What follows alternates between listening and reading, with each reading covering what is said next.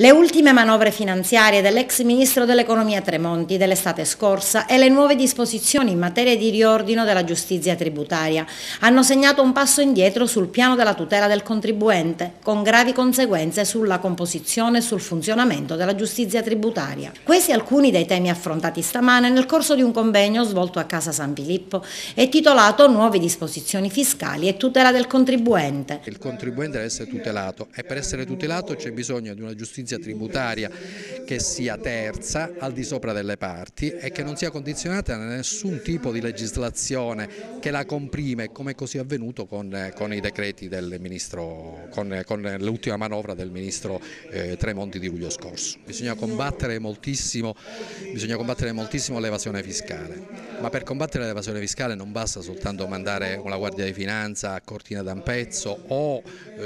l'ufficio dell'Agenzia delle Entrate, che sono sicuramente dei compiti importanti, ma c'è bisogno di una magistratura tributaria, perché poi l'anello finale, i contenziosi vanno a finire con la magistratura tributaria e secondo il mio modesto avviso la magistratura tributaria oggi, così come è impostato, non funziona più. C'è bisogno di una riforma fondamentale e io ritengo che c'è bisogno, è giunta l'ora di far sì che ci sia una magistratura tributaria a tempo pieno, con un giudice unico per la magistratura tributaria che faccia soltanto quello. Io credo che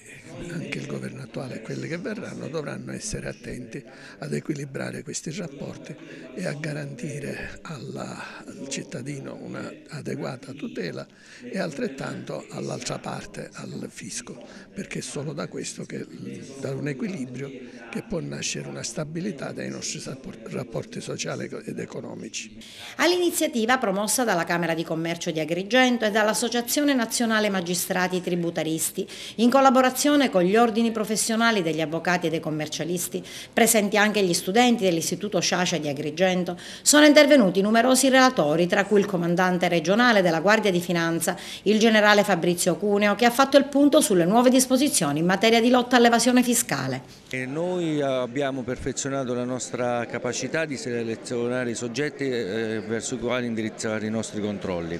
Il risultato è stato quello di orientarci sempre più verso casi di effettiva evasione, quindi casi di evasione fiscale sostanziale. In questo modo riteniamo di dare il nostro concreto contributo sia per la tutela del territorio che per la crescita del sistema economico. Noi vogliamo stare attenti a quello che è l'evoluzione dei tributi in Italia, soprattutto nei confronti di quella che è l'imposizione sulle imprese. Le imprese stanno vivendo un momento tragico da un punto di vista di recessione, da un punto di vista di crisi economica diffusa. Vogliamo monitorare quello che è l'aspetto dei tributi nei confronti del mondo produttivo, proprio per essere attenti a quello che è lo sviluppo economico di una terra.